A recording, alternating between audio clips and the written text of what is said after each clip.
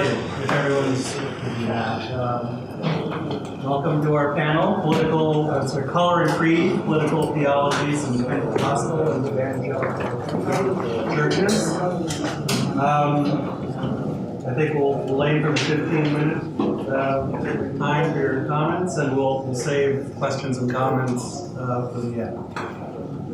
So first we're going to be hearing from Valerie Cooper from Duke Divinity School, and she'll be speaking to us on racial segregation in evangelical churches and the statement on social justice and the gospel. Now we'll hear from Kenneth Johnson, talking about Black cultural sovereignty and the political theology of the Black church.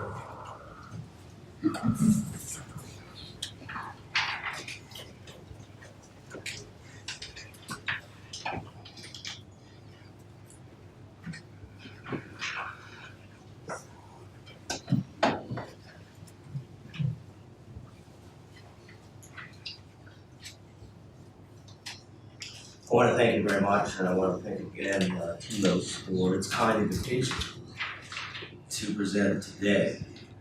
The title of this presentation is Black Cultural Sovereignty and the Political Theology of the Black Church.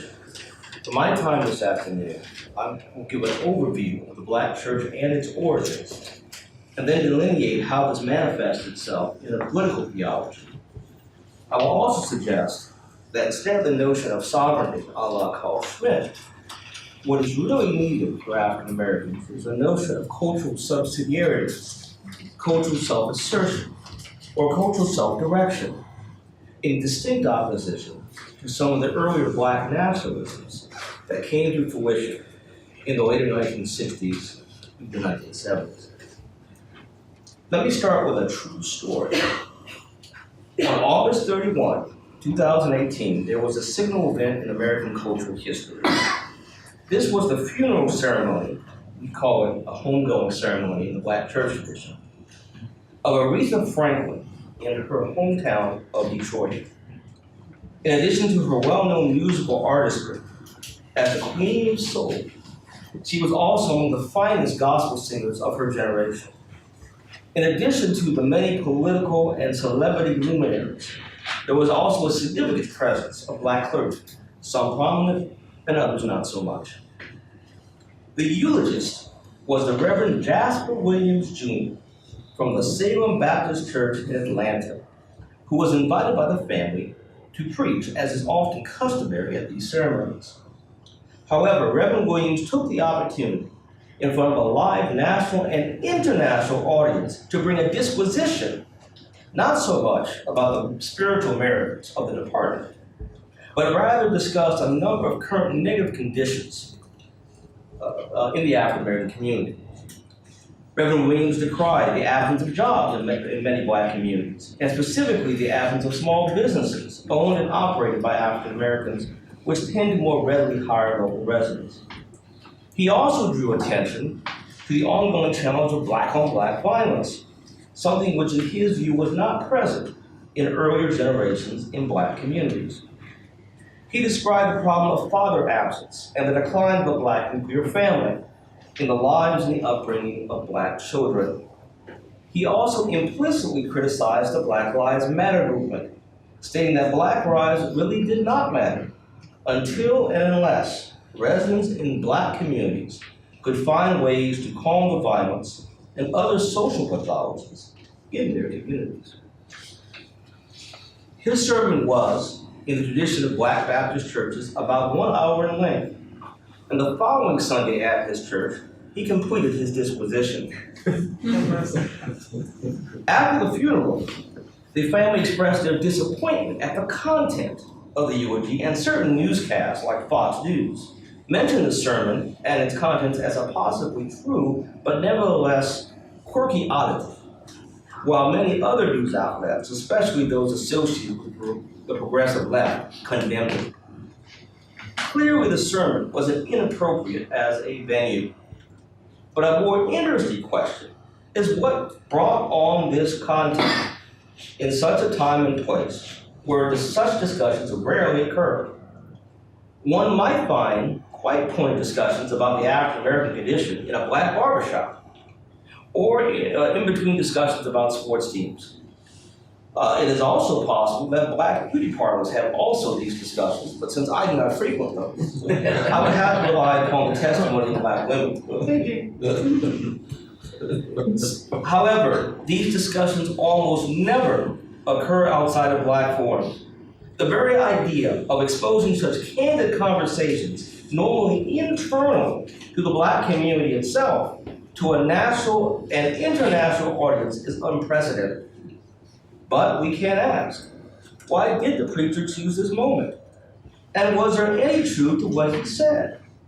And if there was any truth to it, how might these conditions be remedied or mitigated?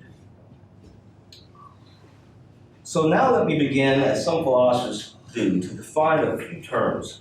The black church is that religious institution that predominates among Protestant African Americans. For the purposes of today's discussion, African Americans are defined as historic African Americans, meaning those people with at least one ancestor of African descent who was resident in the United States in 1865 before the end of the Civil War. The significance of this is that in addition to the end of military hostilities, the Civil War also ended formal chattel slavery of blacks in the U.S.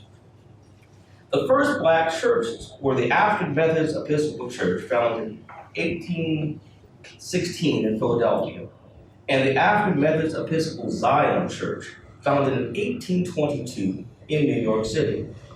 In both cases, black parishioners sought to worship with white Methodists on a basis of equality.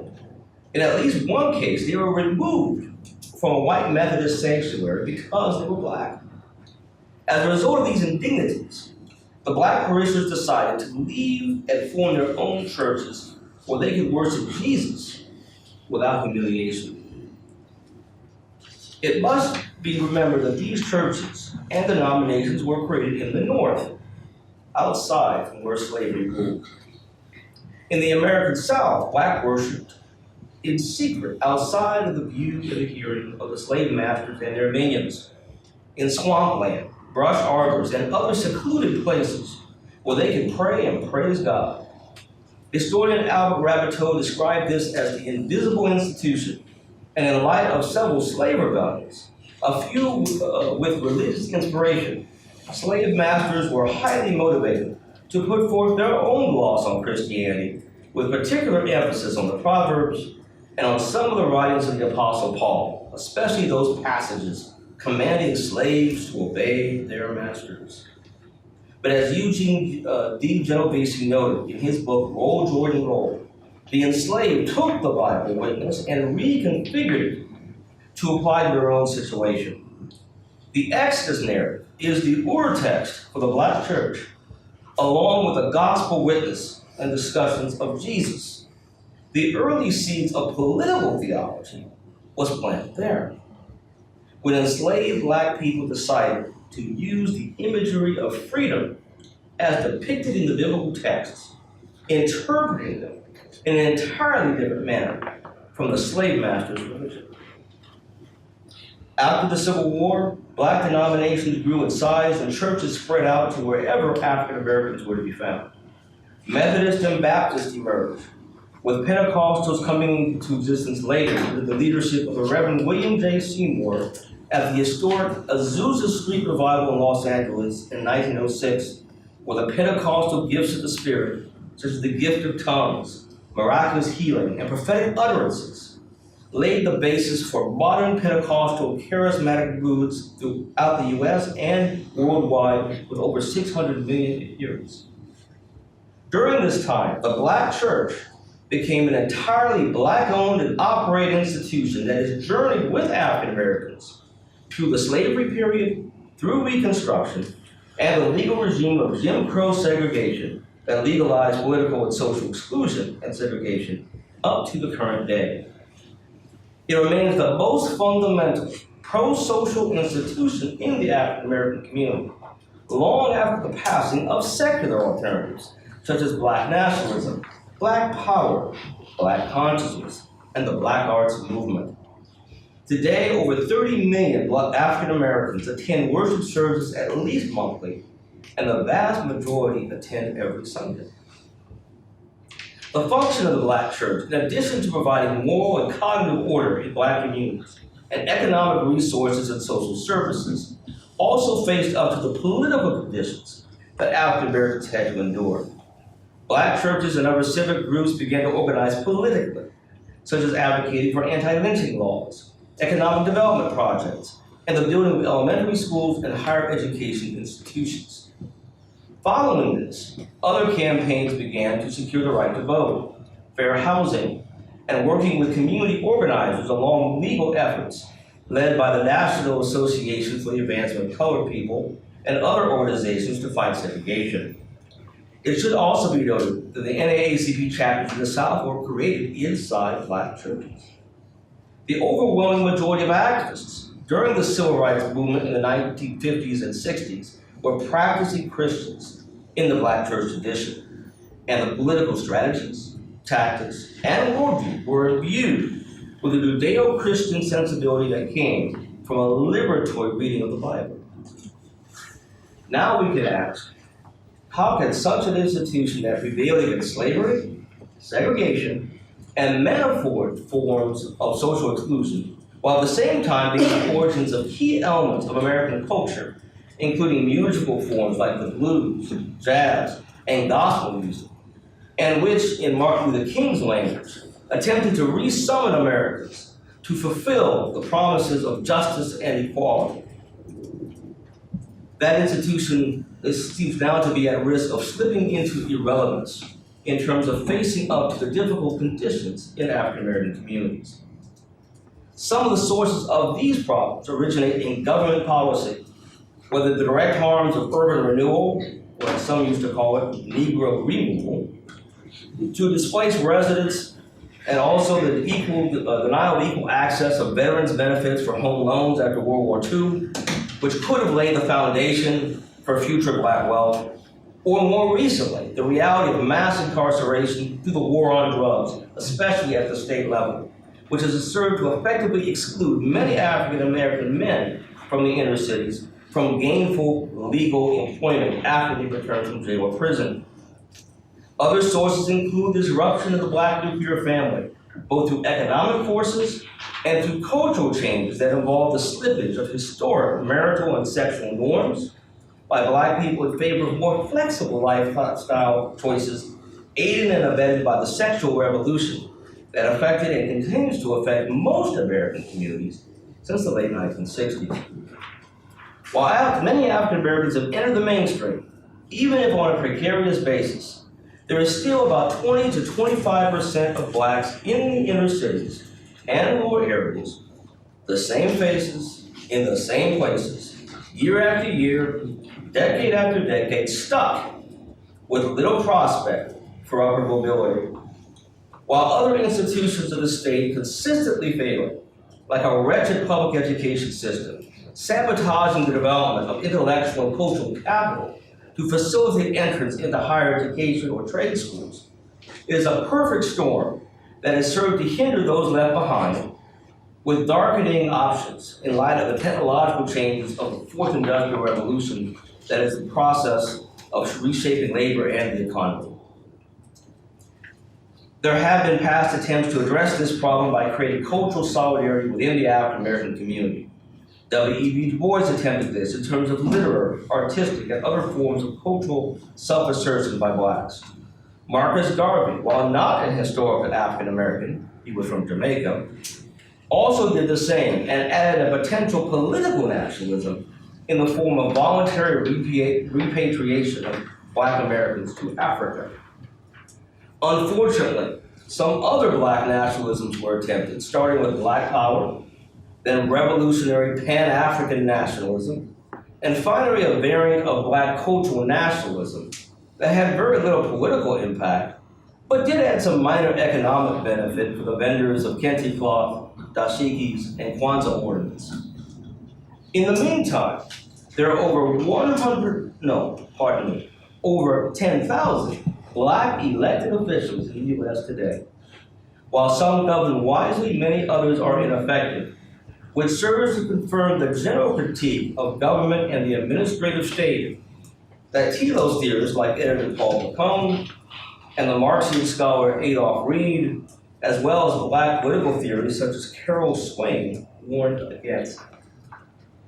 Despite the failed black nationalisms, Black America has generally not engaged in the nasty nationalisms that characterize other parts of the world, like the current ferment in Eastern Europe, Greece, France, and elsewhere in Western Europe.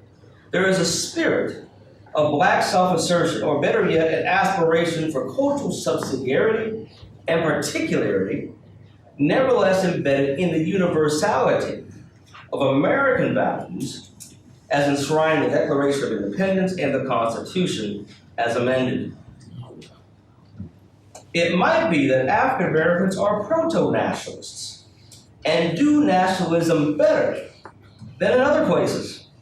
This is especially salient in that there is no tradition of religious terrorism in the black community or in black American history, with a possible exception of Denmark Vesey and Nat Turner, who led abortive and short-lived slave rebellions. The president of the National Baptist Convention USA Incorporated, the late Reverend Dr. J.H. Jackson, liked to describe his denomination as a church with the soul of the nation. This could well describe the role of the black church as a whole. The ethnocultural particularity of the black church, due to its historic duration, tends to transcend conventional notions of identity politics or the politics of recognition, while also retaining a principled hope and a rejoinder against Afro-pessimism that has become trendy among black millennials and black academics. So what's that? The discomfort here is a paradox. More social acceptance of African Americans, especially in media, sports, and even politics, like the election of President Barack Obama. Some things like public accommodation and the overthrow of legal segregation are indeed great achievements. However, many things were lost, like the cohesive African American neighborhoods and the exposure of sources of black wealth to competition by the white capital structure, like the diminishment of African American banks or banking and the elimination of the plethora of black life and health insurance companies in less than a generation. Blacks in many communities no longer even own their own funeral homes. Many of these have been bought out by a white mortuary corporation in Canada that retains the staff and signage of black funeral homes, but the money immediately flows out of the community. Even liquor stores, which are legion in black communities, are largely no longer owned by blacks, and are now owned by people from India, and in the city of Oakland, by Yemeni Muslims. This is what Harvard sociologist Orlando Patterson described as the ordeal of integration. Perhaps a solution to these deficits could be found in a notion of cultural subsidiarity, with the idea that African Americans should no longer be the wards of the state, but instead should be free to have more control over their neighborhoods and daily affairs, while ever getting better and equal access to the tax dollars that they contribute. This does not mean racial separation by any means, nor any form of anti-white attitudes. The African-American historian Harold Cruz, quoting the cultural critic Randolph Bourne, described the U.S. as being a, quote, botched cultural fusion, close quote. While black Americans are well embedded in American culture, they still do not benefit fully as citizens of the Republic in all dimensions. Paul Piccone, founder of Telos, was an advocate of regionalism, cultural particularity, federalism, and subsidiarity as bulwarks against the commodification of culture and the unchecked growth of the administrative state. Gotcha.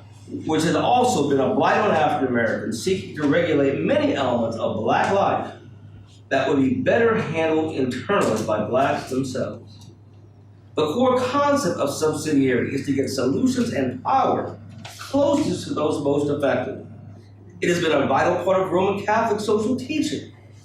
Or as a theorist of community organizing, Saul Alinsky once wrote, quote, do nothing for anyone that they can do for themselves, close quote.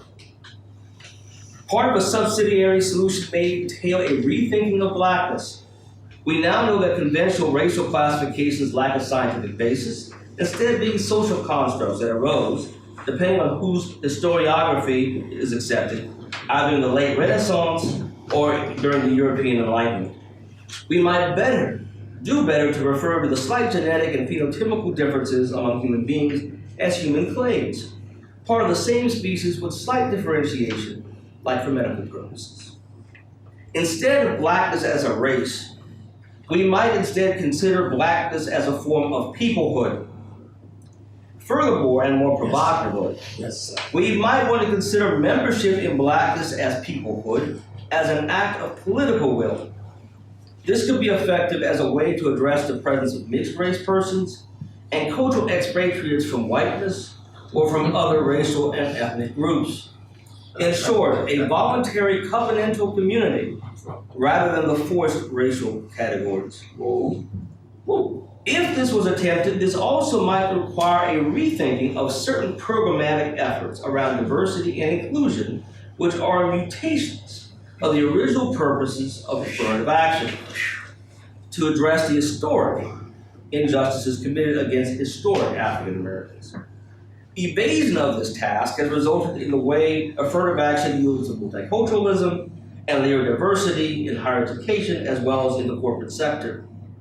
The evasion of redress for the exclusion of African Americans relates to Harold Cruz's observation in his final book, Plural but Equal, that the U.S. Constitution and its related traditions of jurisprudence in their current forms have been unable to provide effective group remedies, with the possible exception of Native Americans, whose tribes are considered sovereign under American law. Let me conclude by stating that the American secular state has been unable to resolve the plight of the 20 to 25% of African Americans who are in the same faces in the same places, excluded from class mobility. Perhaps it is time to try cultural subsidiarity as an alternative to rebuild the cultural and economic resources in the Black community and to escape the status of Black people as being perpetual wards of the American administrative state. The Black church, as the last major pro-social institution left in these communities, could serve as the catalyst to ignite the beginning of a new movement to accomplish this. Thank you.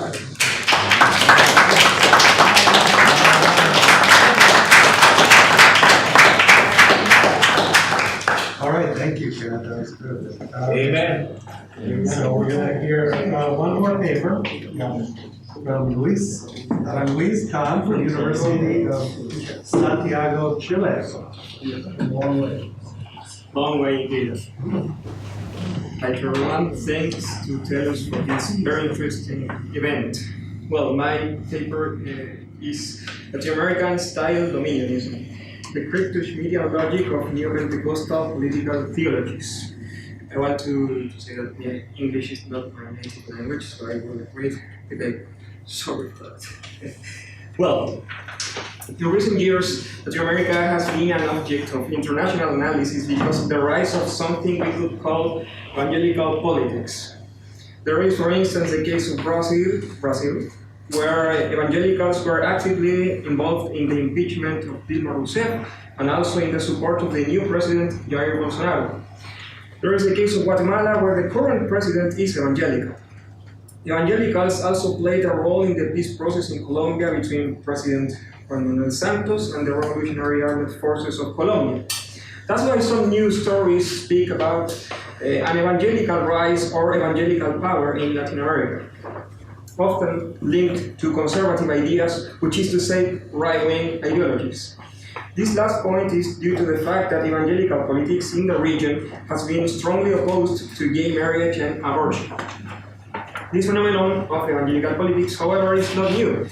It has been discussed by many sociologists and researchers like Jean-Pierre Bastian, David Stoll, and many others. Usually the framework of the discussion has been the theory of secularization and its applicability in the region in terms of social change and political interest. In this context, fundamentalism is one of the key terms to analyze the influence of American evangelicals over evangelicals in Latin America. There was also the very important phenomenon of Christian liberationism, liberation theologies and so on, and of course the support of evangelical to some dictatorships, as happened in Chile and Guatemala.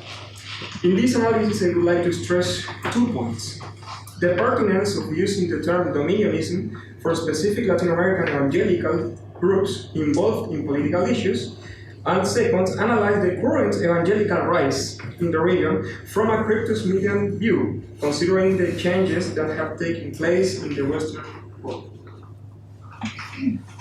Even though today there is a rise of evangelicals in politics, the category of Dominionism still has not been part of the debate in our region.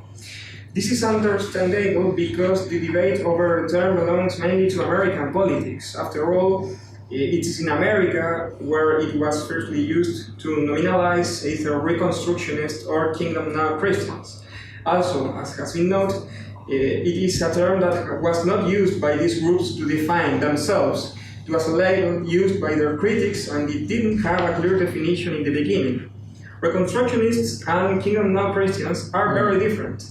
The theology of the first is strongly rooted on Orthodox Reformed Protestantism. Right. Meanwhile, the theology of the second comes from the New Apostolic Reformation. The unifying element that makes them Dominionists is the fact that both systems of ideas suggest that Christians should, I quote, take dominion over the civic institutions of society. Close quote. Regarding the use of the term, there are some warnings. First, it's necessary to take the advice of McBeaver regarding the fact that Dominionism is a term used mainly in a negative way, dividing evangelicals. And second, that the term has been used by journalists and popular media to characterize a group as radical and extreme. So in the view of McBeaver, it can be useful insofar as it is free from these meanings. On the other hand, why could this concept be useful to describe some evangelical trends in Latin America?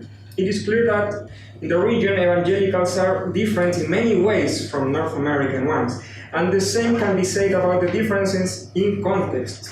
However, many of them hold the idea that Christians should take dominion over politics and society. That's why they can be considered dominionists in a broad sense. Also, as this is a general category, it is necessary to point out that dominionist trends in Latin America come mainly from Pentecostal and Neo-Pentecostal groups. That's the whole issue.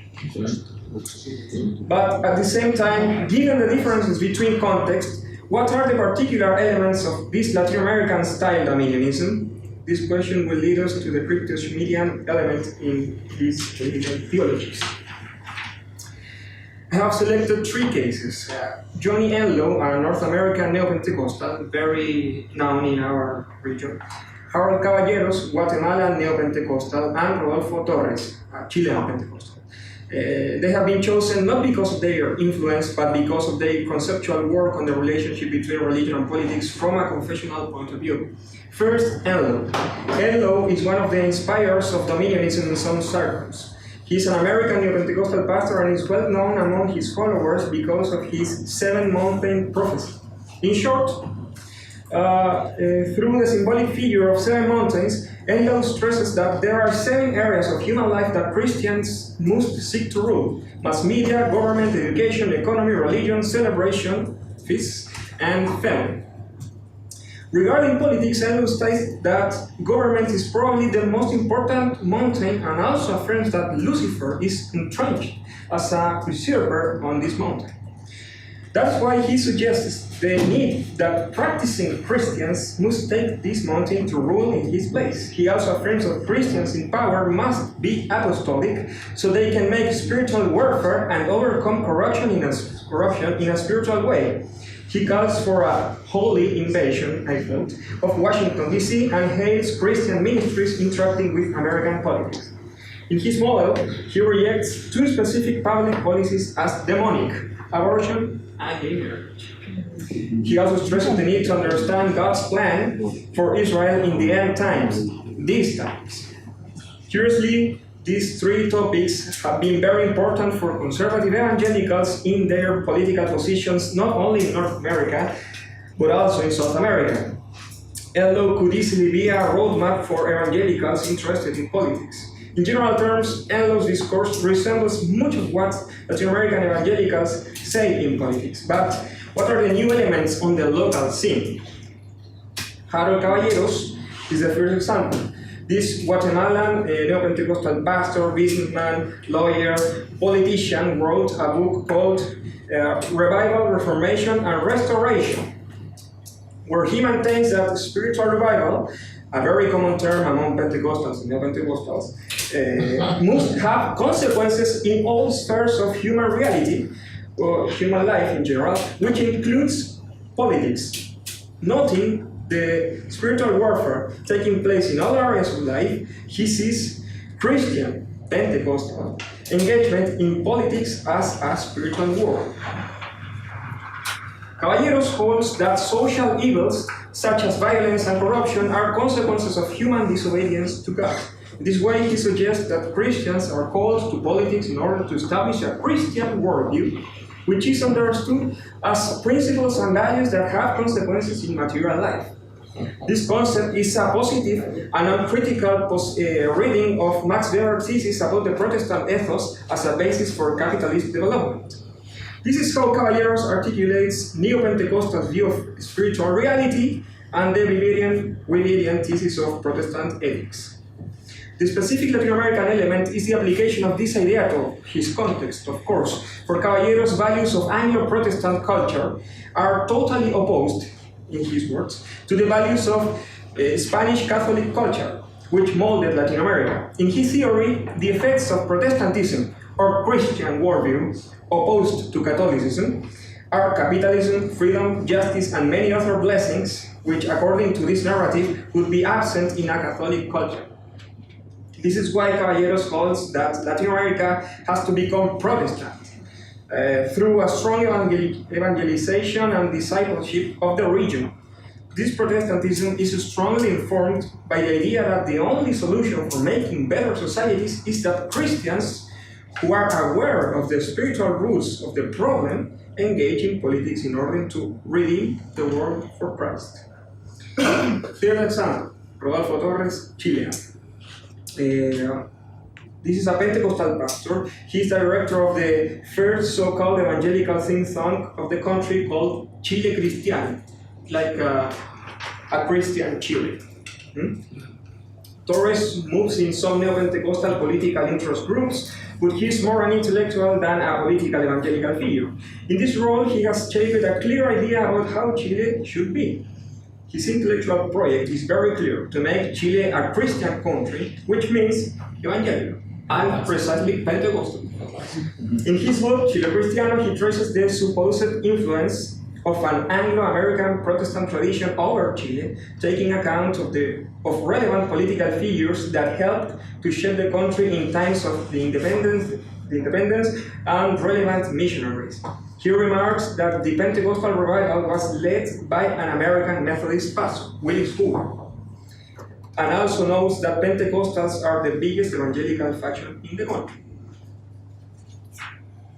In theoretical terms, Torres follows the idea of Eugenio Tironi, a Chilean sociologist, who developed the concept of the Americanizing revolution, which describes the process of the country's modernization since Pinochet's dictatorship in areas like the economic system, cultural assimilation, and others. Although Tironi is skeptical regarding the phenomenon, for Torres, the role of Christians is to give a push to the Americanizing process. Like Caballeros, Torres is reluctant to recognize Spanish Catholic heritage and also shares a positive reception of the Weberian thesis regarding the role of the Protestant ethics for capitalist European culture, pointing out the relevance of the evangelical doctrine of work. He affirms that the chosen, I quote, the chosen societal paradigm to replicate in our society is inspired by the cultural system built by the American people, mainly in areas like religion and foreign policy. More explicitly, Torres suggests that the process of Americanization that began in September 11, 1973, which is the day of Pinochet's coup d'etat, should be called Christian instead of American. Lord have mercy. That's crazy. Well, on the other hand, Torres, unlike Caballeros, is not emphatic on spiritual warfare. Also, unlike Caballeros, he is highly interested in the role of Israel. He is probably the main promoter of Christian Zionism in Chile and also has a very harsh discourse against Islam and Arab countries. Well, how can you speak bad about Islamic culture in Chile, where we have a very little community of Muslim people and so on? At the same time, he's highly critical of Bolivarianism in the region. Bolivarianism, the ideology of, unifying the region, and of the progressivism that the European Union represents regarding topics like abortion and gay marriage. Okay. So, the Crypto-Schmittian logic. Crypto-Schmittian logic. The term Crypto-Schmittianism was coined by Simon Critchley to describe what he sees as a new phenomenon that began with the attack on the World Trade Center in 9/11. For Critchley, Schmittianism understands politics as the construction of an enemy to maintain the unity of citizenry. In this way, with the fall of the Soviet Union and global communism, there was the need to have a new global enemy. This role was given to Muslim terrorism. However, with this new enemy, there is a change, a hypocrisy about the political, he says. That is to say, there is a depoliticizing view of politics. This depoliticizing process, in which freedom, human rights, and democracy are the key ideological topics, is related to the conjunction of faith and politics. Critchley holds that there is a triangulation of faith that permits a moralization of political judgment on a metaphysical basis, which in the end points to God as the depoliticizing instance par excellence. Thus, a political decision made in the context of friend versus enemy can be linked to God's will. One of the core elements of Crypto-Schmittianism as depoliticizing logic is the triangulation of faith, politics, and morality, as exemplified in the case of Bush, who, according to Critchley, has transformed Christianity into an imperial civil religion with considerable populist appeal, particularly around core moral issues of opposition to abortion and gay marriage. Again, these two topics.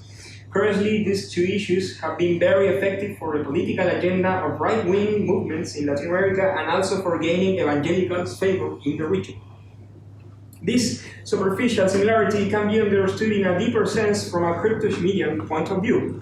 If faith or religious beliefs can be depoliticizing as a way to explain politics from a moral and metaphysical point of view, then Dominionism can be understood as depoliticizing insofar work as a religion explanation for political issues. So, Dominionism as Schmittian logic, to the extent that it conceives as enemy everything that is opposed to Christianity, Crypto-Schmittian, I will start with Dominionism has a Schmittian logic to the extent that it conceives as enemy everything that is opposed to Christianity, which means evangelical. The Crypto-Schmittian step comes when the political enemy is understood under the religious logic of spiritual warfare. Then, for instance, Catholicism and Islam are political problems not because of their political stance, but because they are religious or religion. This is not new. Decades ago, communism was resisted because it was atheist, especially in the region, of course. This was one of the main arguments of evangelicals. In other words, a political enemy is read under a religious view of politics. Also, it is not an accident that Dominionist theologies are interested in the Israel issue. As they are concerned with the end times, their support of Israel takes place inside the framework of the new global enemy of Islam terrorism. So the global political enemy is also religious. Dominionism is also depoliticizing in its view of progress, as accepts uncritically the Weberian thesis of the relationship between the Protestant ethic and capitalism, it tends to stress that political and economic change can only be produced through a religious change. So it transforms political and economic issues into religious ones. Furthermore, this proto-program for transforming Latin America is part of the idea that it is necessary to lead a religious change in the region. In this way, they imagine a Protestantized continent that would have similar results to North America's in political and economic issues. This Protestantization is synonymous with the idea of Christianization. So the progress of the region depends on religion. The complex idea that Anglo-American prosperity is rooted in Protestant religion makes one think that Protestantization would lead Latin America to an American way of life. That is why it is possible to say that for Latin American Dominionists, to Christianize is to Americanize. I'm in time? Okay. Okay, so just one more word. Religious populism in Latin America can be understood from a Crypto-Schmittian point of view, under the assumption that issues like gay marriage and abortion can mobilize religious groups in the political arena through a religious epistemology. Finally, I would like to say that Latin American-style dominionism, considered from a Crypto-Schmittian view, can be considered a new functional strategy to create and foster an imagined community based on religious motives with political goals such as the reinforcement of Western identity based on the ideas of economic progress and modernization. Thank you.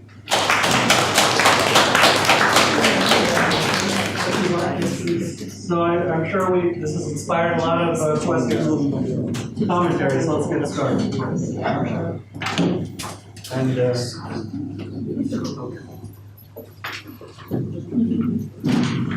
Thank you very much, all of you, for really edifying papers. I wanted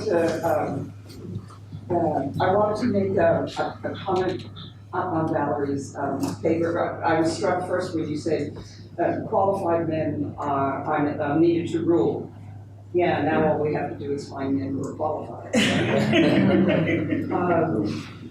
But I wanted to talk about how deeply rooted this particular evangelical racism is by pointing to the paradox of white evangelical rejection of Christian, historical, critical, intellectual, biblical exegesis. And the paradox is that this comes from the most democratic part of American evangelicalism, this grassroots American evangelicalism, where everybody, the priesthood of all believers, where every Joe and Mary on the frontier could read the Bible and grasp its import. And as we know from the early 20th century, with the importation of the German historical critical school, these grassroots evangelicals, the most vibrant, Tocquevillian, democratic aspects of white evangelicalism, of course, felt threatened by this German school as elitist, requiring high education, philology, ancient archaeology, ancient languages, and so on, and of course, and felt threatened. And in response, produced the fundamentals pamphlets and a tragic defensive retrenchment away from Christianity's own intellectual exegetical traditions. And we can think of Mark Nobl's Closing of the Evangelical Mind and much other work in that area. And so I'm thinking about the... I want to suggest, though, that they weren't, Princeton Theological produced them, right? They popularized the fundamentals. Oh, yeah, right. But there was a grassroots receptors. That's right. Oh, yeah, I mean, you know, and oil magnates distributed the fundamentals. That's right. No, That's right. But in thinking of how this then fed into the racism, which of course without question must be rejected, that we also have to understand that the rejection of Christianity's own intellectual traditions was a really tragic defensive response to the sense of threat by white evangelicals. And when people feel threatened, I'm not endorsing the response. I'm just noting how strong that sense of being when people feel under threat and condescended to, that their emotional response is very powerful a motivator. And so the racism you're talking about is facing this level of powerful motivation. Yes, So- absolutely. I think that's quite right. So the point that you made that the Black church doesn't have any religious terrorism traditions is because we've been the victims of religious terrorism, right? Again and again, for the girls, right? Going on their way to Sunday school. I heard this on MSNBC this morning, Morning Joe. There was discussion about Donald Trump supporters and whether or not they've been cheated. And the commentator said, no, they haven't been cheated. They got what they sought, racism and sexism. Now we're at homophobia, right? And Donald Trump has actually delivered on that. He hasn't delivered on the wall, but he has delivered on riots in places like Charlottesville, right?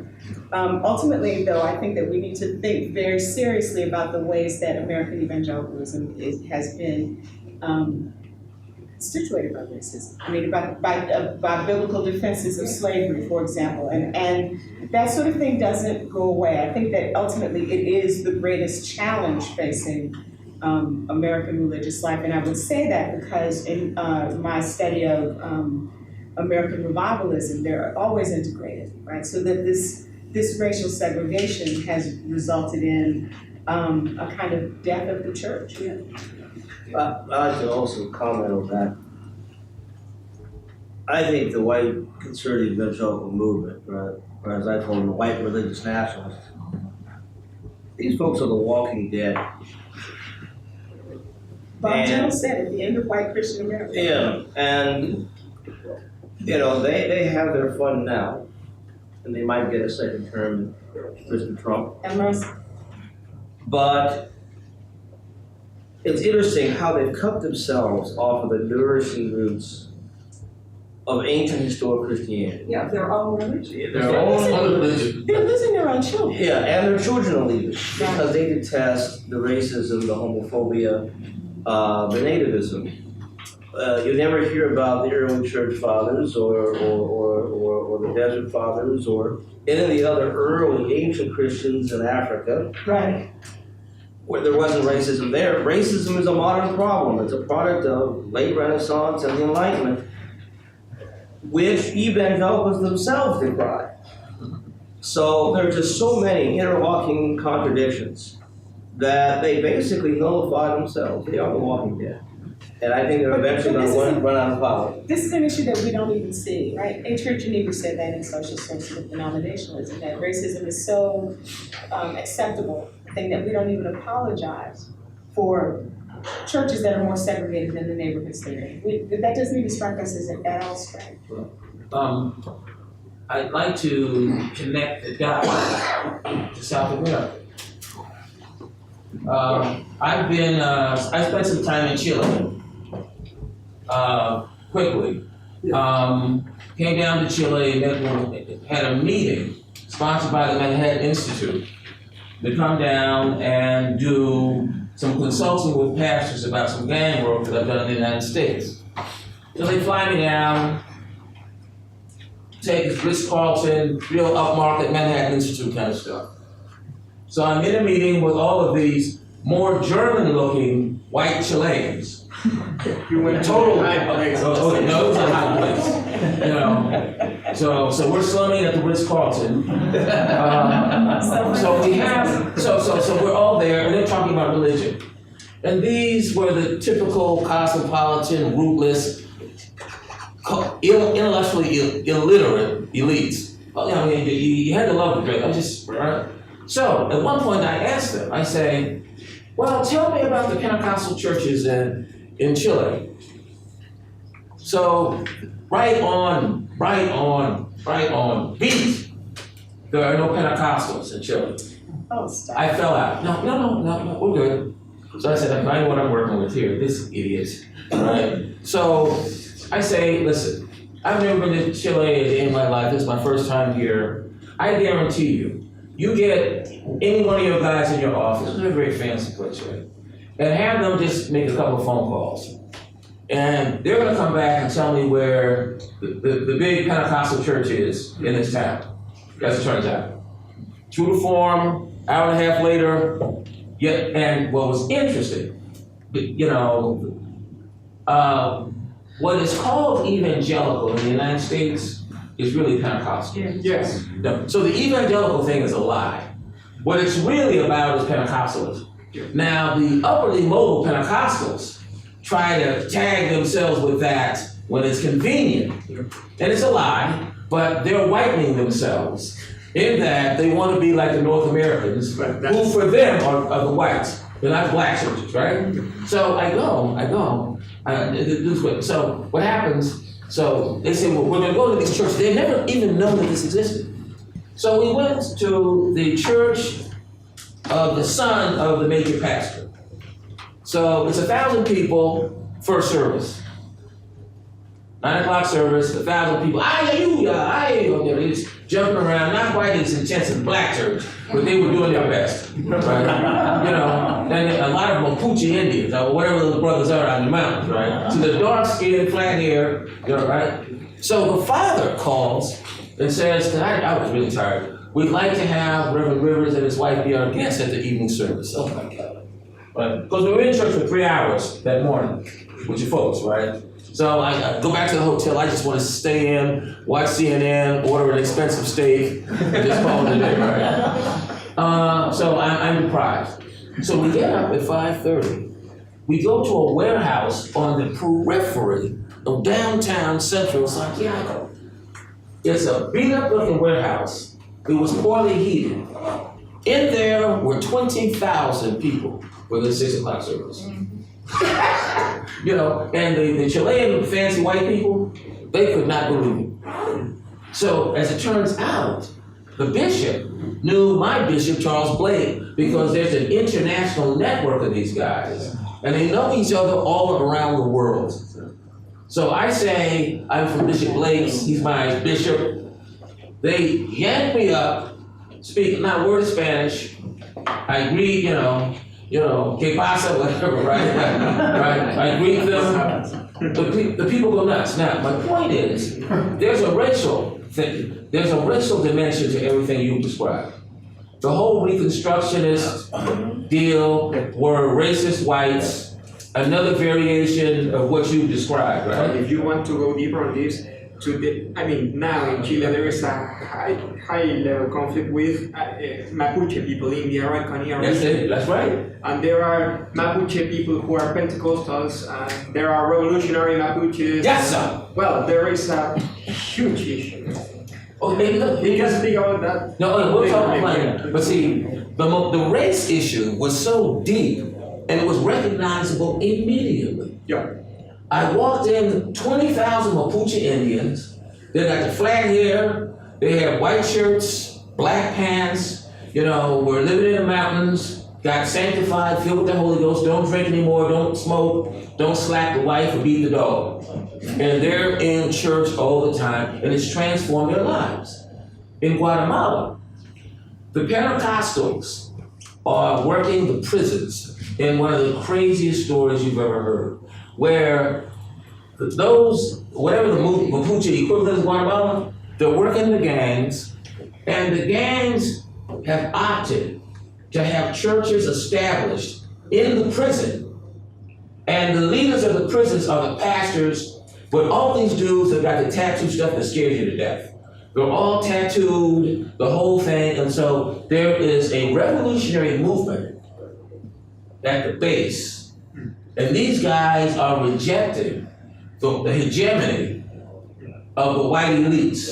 So there's a subtext racial piece, right, that hasn't exploded. And so So Americanization is really about also adopting Americans' racial categories? whiteness I don't know. They don't formulate it that way. But the idea of they have Doesn't work. idealized the idea of America as an America's white. yeah. It ain't black. So Americanization is whiteness. Culture is the culture that gave capitalism and progress, so they take that part of America, of course. There is no black America for them in their reading. Yeah. What? And also, if you try to find the issue of black people in America, you can't find it in their writings Or in because South they don't America. engage with the racial issue. Well, let's push it. In South America, you've got blacks in these other countries, Uruguay, Peru, and there's a black population in all these countries who are denied. In Mexico, you have substantial black communities on the coast of Mexico where they dropped off the slaves. They never left. So what I'm suggesting is that your analysis, I agree with. Ken Johnson knows the history of a lot of this craziness. There is a racial dynamic that is going to come to the surface, and in the Chilean case, it will be the Mapuche. Yeah, of course I'm giving an overview, but it has a deep point on that, and it's something we can continue studying, I think, because there is no right about it that way, especially in the political field. You know, Mapuche issue still is not a political problem for evangelicals, but of course there is a cultural discrimination. People who is Mapuche, sometimes in the churches is not well considered, and yeah. And it's We racial can find that, discrimination. but it is not that strong as it is here. No, Yes. but But there Go ahead, sorry. We're gonna take one last question, and then we'll have to take the conversation out. So this has been fast, had a wonderful panel, great discussion, but I would like to come back to the United States and Valerie and Ken and come and return us to this difficult question of segregation in Christianity, in Protestantism in particular, as we're talking about. In the discussion, it sounded more as if this were an evangelical problem.